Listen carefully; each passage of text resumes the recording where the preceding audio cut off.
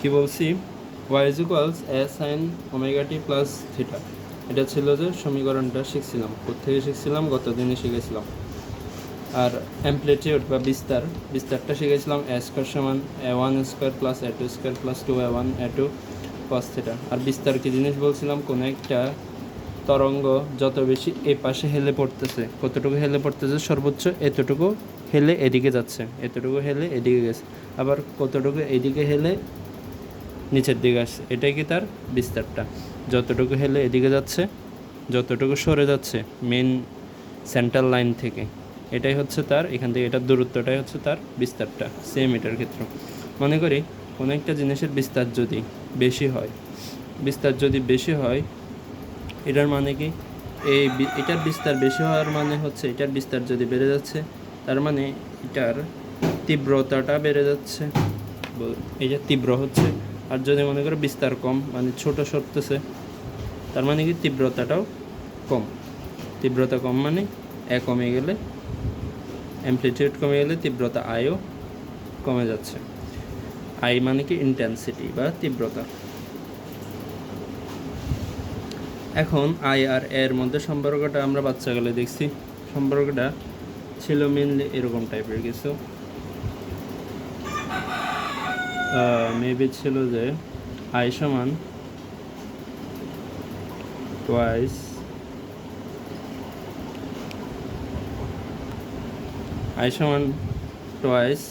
Pi square V square A square rho C. এখানে pi কি জিনিস, পাই মানে পাই, বি মানে হচ্ছে ভেলোসিটি, এ মানে হচ্ছে অ্যাম্প্লিটিউড। আমাদের লাগতেছে এই জিনিসটা, রো মানে হইতেছে ঘনত্ব। আই আর এর মধ্যে সম্পর্কটা, এগুলোকে সবগুলোকে যদি ধ্রুবক চিন্তা করে নিই, তাহলে আই আর এর মধ্যে সম্পর্কটা কি সমানুপাতিক সম্পর্ক, এরকম টাইপের কিছু। এটা এমন একটা সমীকরণ, এটা দরকার নেই, জাস্ট মনে রাখো যে আই আর এর মধ্যে সম্পর্ক হচ্ছে I is proportional to A square, অ্যাম্প্লিটিউডের বর্গের সমানুপাতিক। তা আমরা সমানুপাতিক চিহ্নটা যদি তুলে ফেলি, তাহলে এটা ধ্রুবক আসবে, K A square, I is equals K A square আসলো।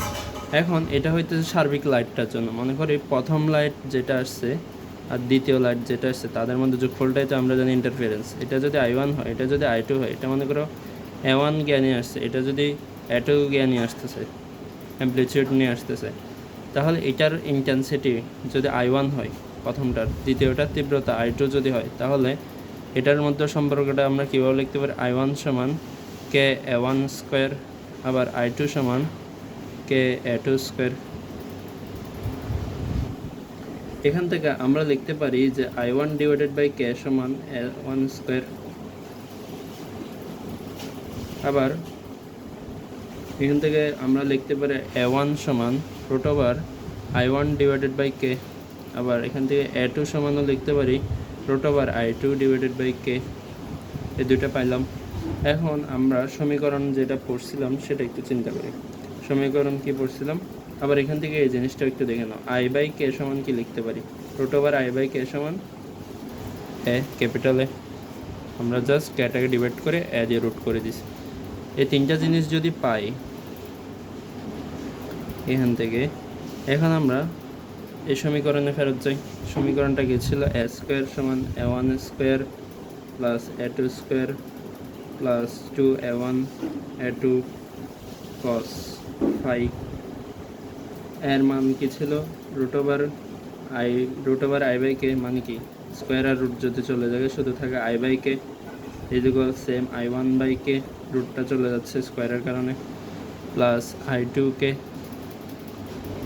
Plus 2 into root over I1 divided by K into root over I2 divided by K into cos phi।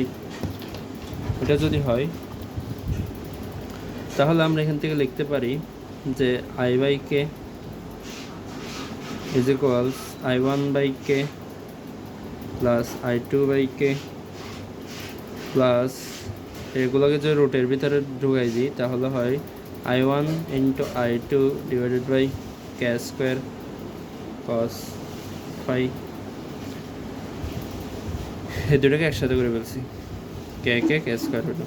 তো এখান থেকে আমরা লিখতে পারি আই বাই কে যদি কেটাকে ভাগ করে দিই তাহলে এখানেও কেটা কাটাকাটি চলে যাবে, এখানেও কেটা কাটাকাটি চলে যাবে, আর এখানে একটা কে গুণ হবে, এটা গুণ হইতেছে, এটা গুণ করে দিছি, জাস্ট গুণ করে দিলে কে কে কাটাকাটি, কে কে কাটাকাটি, আর এখানে একটা কে এসে গেছে।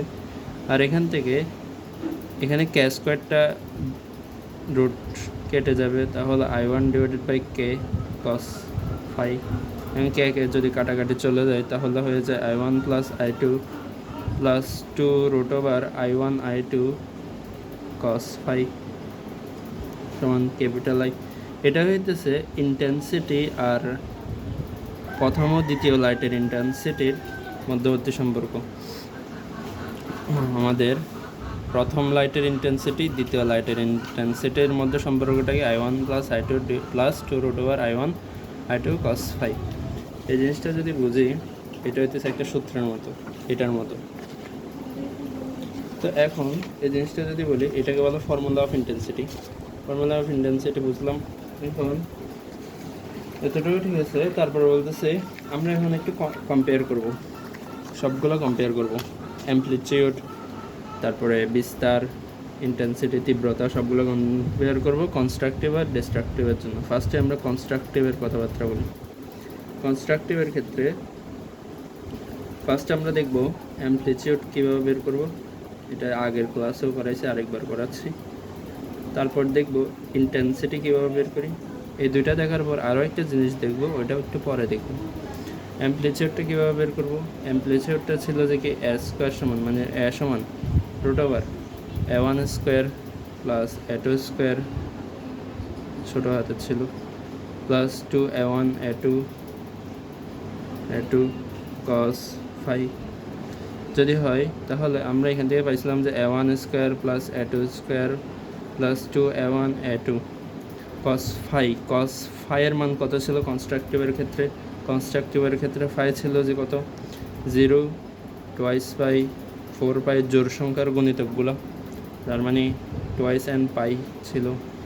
তার মানে আমরা যদি এখানে 0 বসাই দিই সমস্যা হবে না, তাহলে 0 বসাই দিলে cos 0 মানে 1, তার মানে হয়ে যায় A1 square plus A2 square plus 2A1 A2। তো এটা হচ্ছে একটা সূত্র পড়তেছে A স্কোয়ার প্লাস বি স্কোয়ারের সূত্র, A square plus 2AB plus B square, তার মানে এখান থেকে আসে A plus B whole square, তার মানে এখান থেকে আসে A1 প্লাস A2।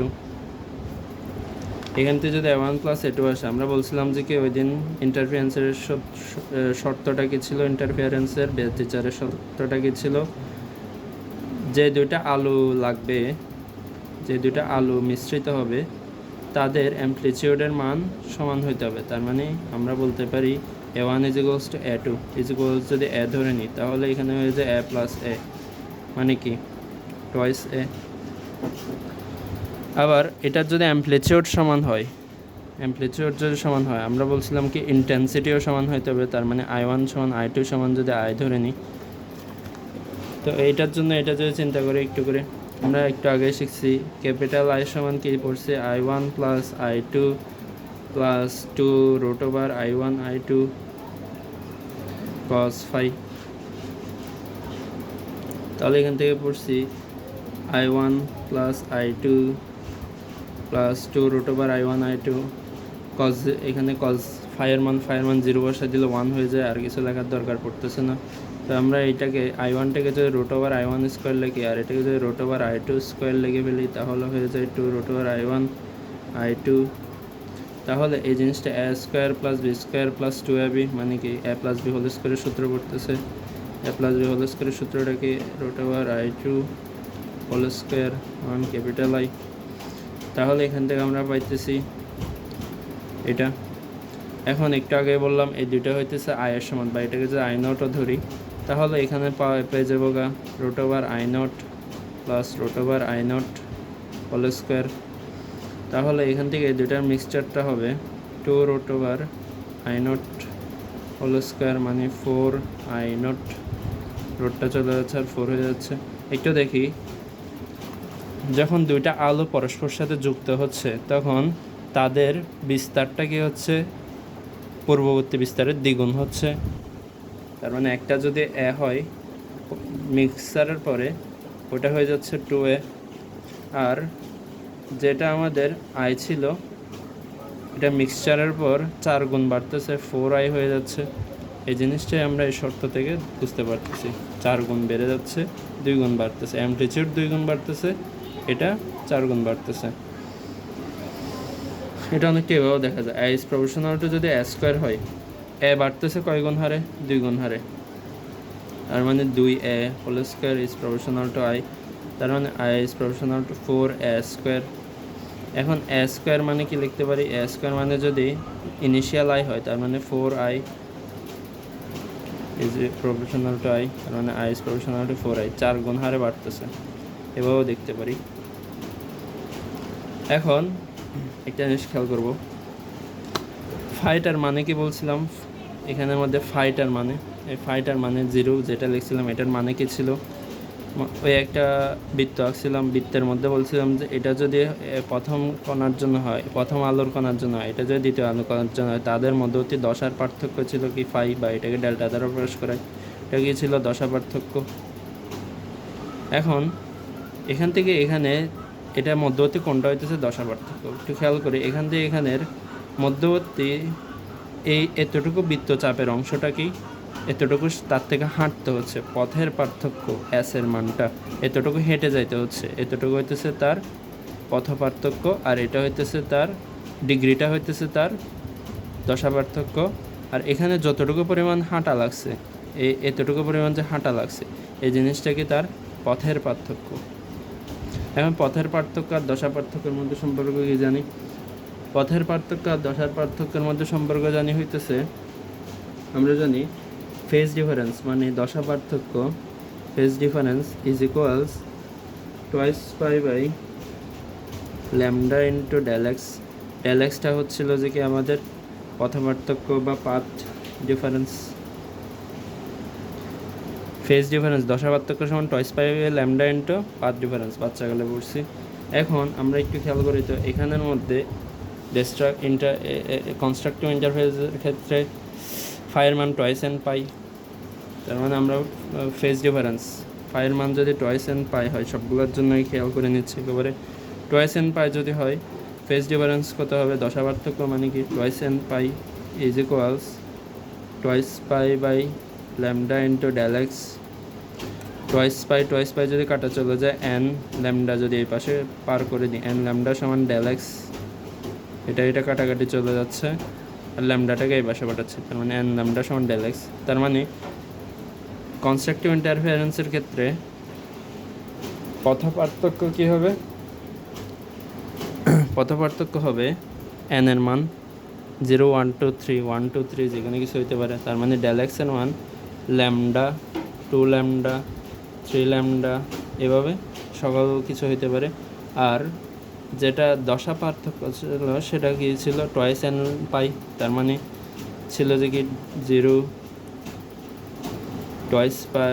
টোয়াইস কি ছিল? পাই, 4 পাই, 6 পাই, জোড় সংখ্যাগুলো ছিল যে কি দশা পার্থক্য, সবগুলা ছিল যে কি 1, 2, 3 সবগুলা ছিল যে কি পথ পার্থক্য। এই জিনিসটা এখান থেকে আমরা বুঝতে পারতেছি। কারণ কি আরেকটু বলে দিই, এন এর মান 1, 2, 3 যদি বসাই দিই, 1, 2, 3 হইলে 1, 2, 3 সব কিছু হচ্ছে এটা 1, 2, 3। আর এখানে এন এর মান যদি 1 বসাই, 2 একে 2 হচ্ছে, 2 দুগুণা 4 হচ্ছে, 0 বসালে 0 হচ্ছে, 3 দুগুণা 6 হচ্ছে। এটা কি ছিল? এই জিনিসটা ছিল যে আমাদের দশা পার্থক্য, আর এই জিনিসটা ছিল যে পথ পার্থক্য, পাথ ডিফারেন্স।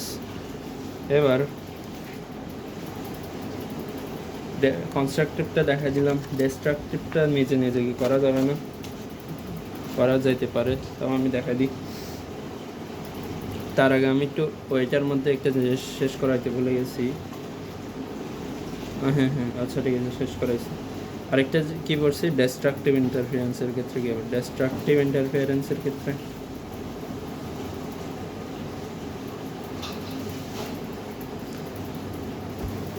ডিস্ট্রাকটিভ ইন্টারফারেন্সের ক্ষেত্রে ফার্স্টে অ্যামপ্লিচিউড দেখব, তারপরে ইন্টেন্সিটি দেখব, তারপরে পথ পার্থক্য আর জ্ঞাটা দেখব।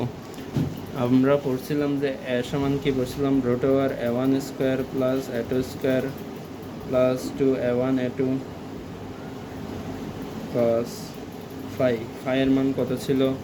phi এর মান ছিল হচ্ছে ল্যামডা থ্রাইস ল্যামডা 5 ল্যামডা, মানে বিজোড় সংখ্যাগুলো যাকে যদি সংক্ষেপে লিখতে যায় টোয়াইস পাই প্লাস 1 ল্যামডা এভাবে লিখতাম।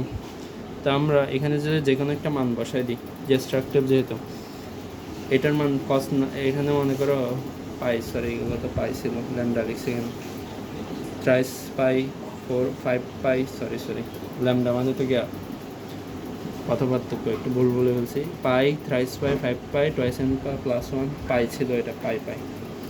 তো পাইয়ের মান মানে পাইয়ের মান যদি 180 বসাই, 180 মানে কি পরস্পর উল্টা, মানে কি cos 180 মানে মাইনাস হয়, তার মানে এখান থেকে আমরা cos 180 যদি বসাই তাহলে মাইনাস যদি পাই a1 plus a2 square minus হয়ে যাবে 2a1 a2। তো a মাইনাস বি হোল স্কোয়ারের সূত্র আসতেছে a square minus 2ab plus B square. তাহলে আমরা এখান থেকে লিখতে পারি a1 minus a2 whole square সমান রুট, আর স্কোয়ার যদি চলে যায় a1 মাইনাস a2, যেহেতু অ্যামপ্লিটিউডের সমান তার মানে a মাইনাস a সমান কি ডিস্ট্রাকটিভ ইন্টারফারেন্সের ক্ষেত্রে 0।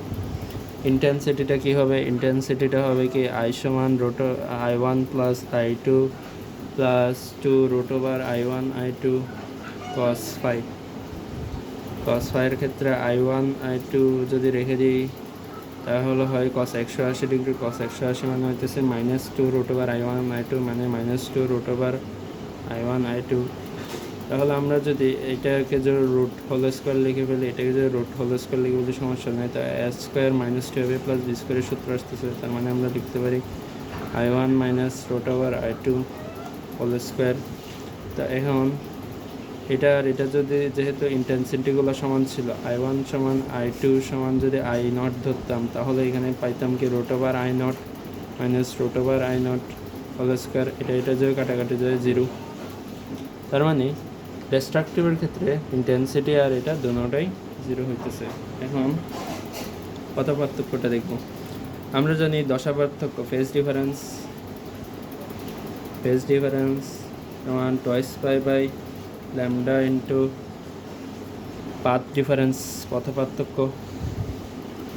তো ফেজ ডিফারেন্সকে আমরা কীভাবে লিখতাম? ফাই সমান twice pi by lambda into del x, যেটা path difference, x1 minus x2 মানে পাথ ডিফারেন্স। এখন ফাই সমান কি জানতাম? টোয়াইস এন প্লাস 1 পাই, তার মানে এখানে যদি বসাই দিই twice N plus 1 pi equals twice pi divided by lambda into del x. এটা যদি হয় তাহলে পাই যদি কাটাকাটি চলে যায় তাহলে এখান থেকে আসি কি টোয়াইস এন প্লাস 1 ল্যামডাটা যদি এই পাশে নিয়ে আসি, তারপর থাকে 2 ডেল এক্স, 2টা যদি ভাগ করে দিই তাহলে থাকে ডেল এক্স সমান টোয়াইস এন প্লাস 1। এভাবে যদি লিখি সমস্যা হবে কি ল্যামডা বাই 2, 2 দিয়ে ভাগ করে দিয়েছি, যেটা ল্যামডার নিচে লিখলাম twice N plus 1 lambda by 2। তার মানে আমরা যেটা এখানে দশা পার্থক্য যেটা পাইছিলাম সেটা ছিল যে কি পাই থ্রাইস পাই 5 পাই ডট ডট ডট। এখন যখন এখানে দশা পার্থক্য ডেল এক্সের মানটা কী পাবো? এখানে যে 1 বসায় 2 কে 2 প্লাস 1 3, এখানে যদি 0 বসায় 2 কে 2 প্লাস এক্স মানে 1 পাই বাই 2 বা lambda by 2, sorry lambda by 2। এখানে যে 1 বসায় 2 কে 2 plus 1 3 pi lambda by 2, 3 lambda by 2 same 5 lambda by 2 এভাবে আসে। এটা হচ্ছে যে দশা পার্থক্য, এটা হইতেছে পথ পার্থক্য। আশা করি এই জিনিসটা বুঝে গেছে। তারপরে হইতেছে এবার আমরা পড়বো হচ্ছে ফ্রিঞ্জ কি জিনিস, ফ্রিঞ্জ উইডথ মানে ফ্রিঞ্জ উইডথ কি জিনিস পড়বো এখন।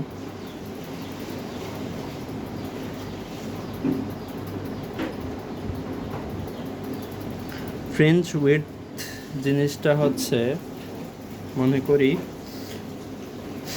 একটা অনেকগুলা যেগুলো ডোরা থাকে, ডোরাগুলো কেমন? ডোরাগুলো হইতেছে একটা ছিল যে মনে করি সাদা, ব্রাইট, তারপরে আসে কি ব্ল্যাক মানে ডার্ক, আবার আসে ব্রাইট, আবার আসে ডার্ক। এরকম ডোরা তৈরি হয়তো ব্ল্যাক ডার্ক, ব্রাইট ডার্ক এরকম।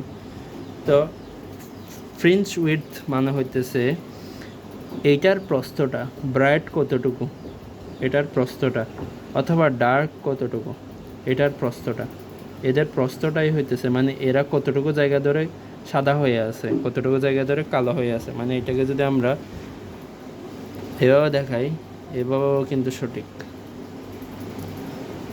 ইয়ংস ডাবল স্লিট যদি এখানে গিয়া হয় লাইট হয়, মনে করি এখানে ফার্স্টে ডার্ক হলো, এতটুকু ডার্ক হলো, আবার সাদা হলো, আবার ডার্ক হলো, আবার সাদা হলো, আবার ডার্ক হলো, আবার ডার্ক হলো, মাঝখানে সাদাগুলোকে যদি আমি গ্রে কালার দিয়ে দেখাই,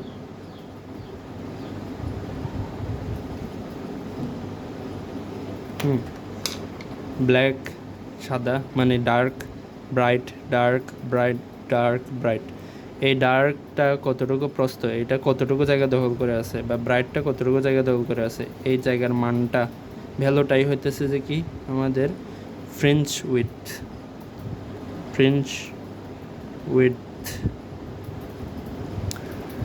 এখন একটা জিনিস খেয়াল রাখতে হবে, ফ্রিঞ্জ উইডথটা সংজ্ঞাটা বলছে কি, the distance between two bright and dark fringes is known as fringe width। বলছে কি the distance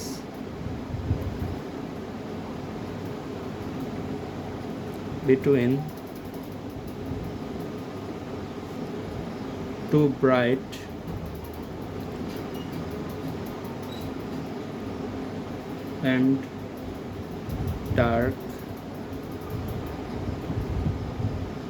dark fringes is known as fringe width। Fringe width মানে হইতেছে যে ফ্রিঞ্জ প্রস্থ যেটাকে বলে, distance between two bright and dark, এখানে একটু লিখতে বলতেছি bright and dark fringes is known, মানে ডিস্টেন্স বিটুইন একটা ব্রাইট আর একটা ডার্ক, মানে দুইটা ব্রাইট আর ডার্ক মিলে দুইটা, এই দুইটার মধ্যবর্তী পার্থক্য হইতেছে যে ফ্রিঞ্জ উইডথ। মানে একটা ব্ল্যাক মানে একটা ব্রাইট আর একটা ডার্ক, এদের মধ্যে দূরত্বটাই হইতেছে ফ্রিঞ্জ ডিস্টেন্স। এই দুটোকার প্রস্থটা মূলত কথা হইতেছে, এটা যদি না হচ্ছে মূল কথা হইতেছে এটা কতটুকু ধরে ব্রাইট হয়ে আছে, কতটুকু ধরে ডার্ক হয়ে আছে, এটাই হইতেছে ফ্রিঞ্জ ডিস্টেন্সটা। চিত্রটা অবশ্যই এরকম টাইপের হয় না, চিত্রটা এরকম টাইপের হয়। মনে করি এটা যদি ব্ল্যাক হয়, তারপরে হোয়াইট হইতেছে, যেটাকে দেখালাম না, তারপরে আবার ব্ল্যাক হইতেছে, আবার হোয়াইট, আবার ব্ল্যাক, আবার হোয়াইট, আবার ব্ল্যাক। তো distance between two bright and dark fringes, distance between একটা ডার্ক ফ্রিঞ্জ আর একটা ব্রাইট ফ্রিঞ্জের মধ্যবর্তী দূরত্বটা, এখান থেকে এই ডার্কের মধ্যবর্তী দূরত্বটা হইতেছে, এটাকে বলা হইতেছে ব্রাইট ফ্রিঞ্জ বা সাদাটার জন্য প্রস্থটা, অথবা একটা সাদা আর একটা কালোর মধ্যবর্তী দূরত্ব, মানে এতটুকু হইতেছে যে একটা ডার্ক ফ্রিঞ্জ মানে কালোটার জন্য প্রস্থ। এখন এই জিনিসটার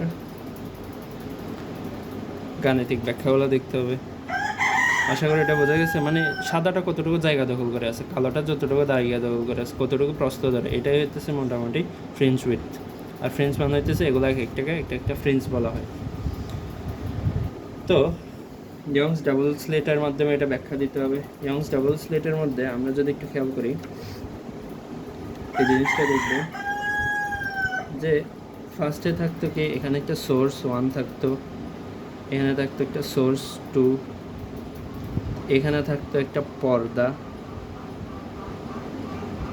মনে করি এই সোর্স থেকে এটা হইতেছে যে এখানে এই দুইটা উৎসের মধ্যবর্তী জ্ঞাটা হচ্ছে এটা। তো এখান থেকে মধ্যবিন্দু থেকে এই রেখাটার মধ্যবিন্দু হচ্ছে এটা, মধ্যবিন্দু থেকে এটার সাথে লম্বা রেখা, মনে করি এটা আমরা একটা দেখালাম আর কি লম্বা রেখা, এটাকে আমরা নাম দিলাম পি। এটা যদি পি হয়, একটু খেয়াল করি, এটা যদি S1 S2 উৎস যদি এটা হয়, S1 উৎস যদি এটা হয়, এটা যদি এখান থেকে এটার দূরত্ব যদি এখানে ছেদ করছে, এটাকে যদি পি নাম দিই, এখন এই উৎসদ্বয়ের মধ্যবর্তী দূরত্বকে যদি আমরা ডি ধরি, ডিস্টেন্স ডি ধরি, ছোট হাতের ডি, আর এই গিয়া থেকে এই পর্দার মধ্যবর্তী ডিস্টেন্সটাকে যদি আমরা ক্যাপিটাল ডি ধরি, এখন মনে করি এখান থেকে একটা লাইট রে এখানে আসে পড়লো, আর এখান থেকে আরেকটা লাইট রে মনে করি এখানে এসে পড়লো। এই দুইটার মিলনের ফলে একটা ফ্রিঞ্জ তৈরি হলো, মনে করি এটা হচ্ছে আমাদের ফ্রিঞ্জ, এটা তৈরি হলো। এটা যদি তৈরি হয়, এটাকে নাম দিলাম P1 নাম, এই বিন্দু যেখানে ছেদ করছে। এটা ডার্ক হলেও সেম, ব্রাইট হলেও সেম, দুটোটার জন্য সেম হবে।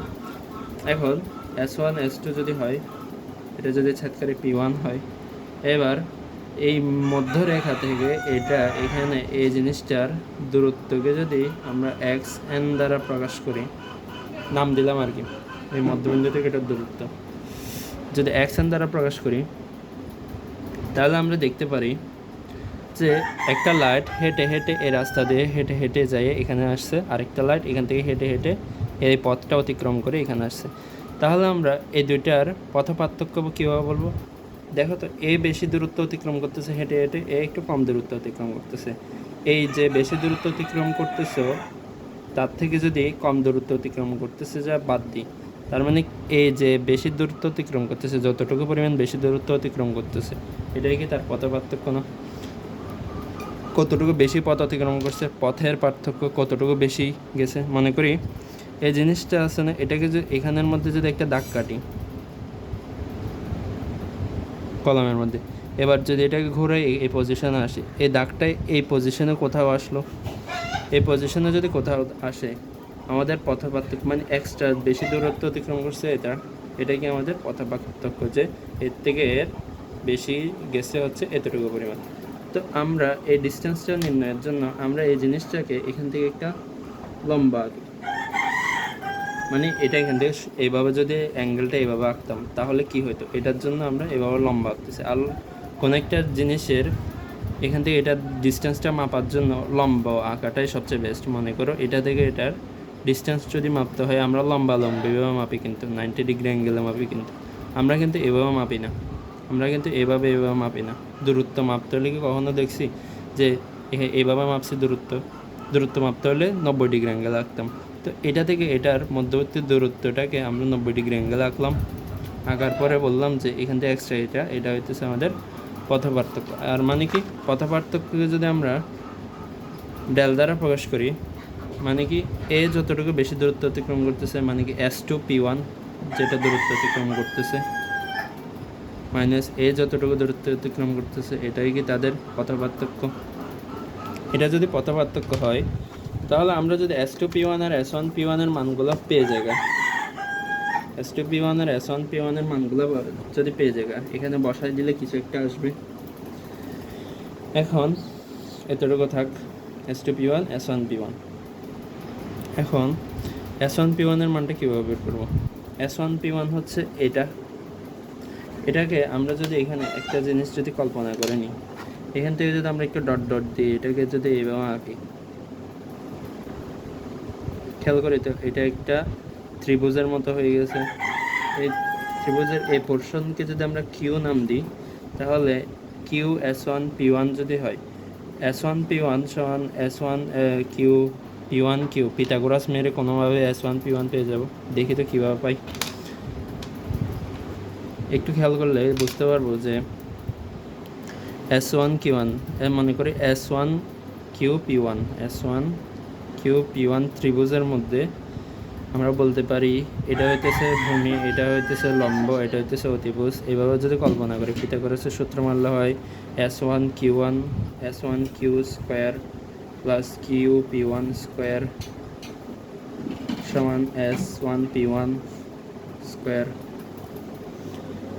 এটা লিখতে পারি S1 Q square plus Q P1 square plus S1 P1 square. তা আমরা S1 P1 এর মানটা যদি বের করতে চাই তাহলে এইগুলার ভ্যালুগুলো বসা দিলেই হবে। এখন একটু খেয়াল করি S1Q যেটা এখানে যেটা S1Q এটা মানে আলটিমেটলি তাদের মধ্যবর্তী দূরত্ব ডি স্কোয়ার।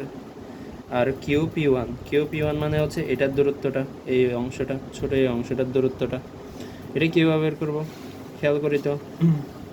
এখান থেকে এটা পুরাটার দূরত্ব যদি আমরা জানি, এখান থেকে এটা পুরাটার দূরত্ব যদি আমরা জানি XL।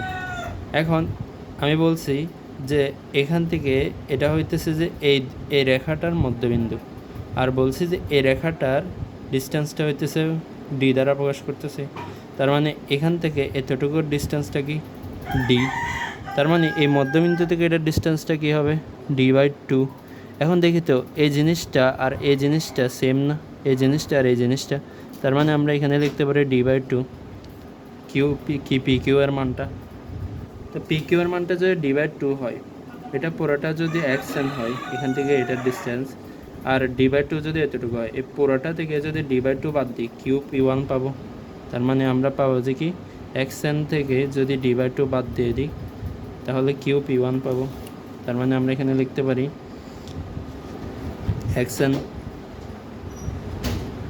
XN minus D/2 whole square S1